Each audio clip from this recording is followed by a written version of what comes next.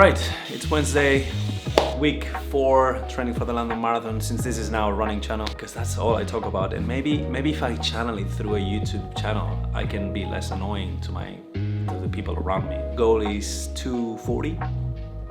Don't know if I will make that goal. And I'm not embarrassed to put it out there because nobody cares.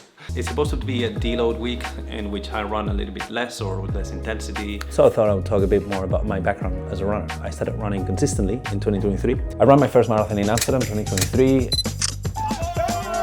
And I managed to somehow dip under 3 hours. So obviously after that race, I felt very curious about the distance. Later in 2024, I ran the Barcelona Marathon in 2 hours 50 and feeling amazing. I've never felt so good in a race. So after those 2 first marathons, I thought I want to see how far I can push it and how far I can go. A bit later that year in 2024, I managed to run a 76-minute half marathon, which is to this day, I think my best PB.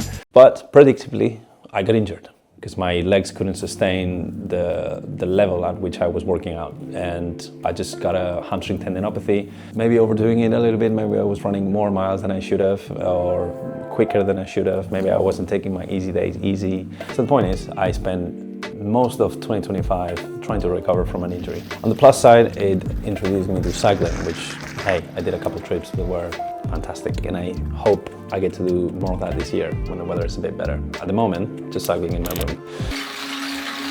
It felt like that injury would never go away. I spent months just feeling the same, seeing no progress, and it wasn't about chasing fast times anymore. It was about, can I do this thing again? Can I just go for an easy run again without pain? That's what it became. Changed a lot my perspective. And it wasn't until the end of 2025 that I managed to run Chicago. Thank you, sir. Chicago, 19 months after my last marathon. And then Valencia, in which I PB'd. And that one was special because I felt great. I had no pains, no niggles, and it meant that I was finally recovered and I'm back. The experience of having been injured for a long time, now it makes me train way more cautiously. And that is one of the biggest difference in my training right now, because I don't think I'm pushing as hard as I was. And I'm trying not to be impatient about the PBs, because the PBs will follow inevitably if I manage to not get injured, and not pushing as hard as I can, but as hard as I have to. But I also wouldn't like to demonize injuries. I mean, injuries are just part of sport, but a lot of times they're avoidable. Also, look how beautiful it's. Park and walk, man. Underrated. There used to be an old railway. You can even see some of the old platforms. So I think that's a good place to end this video.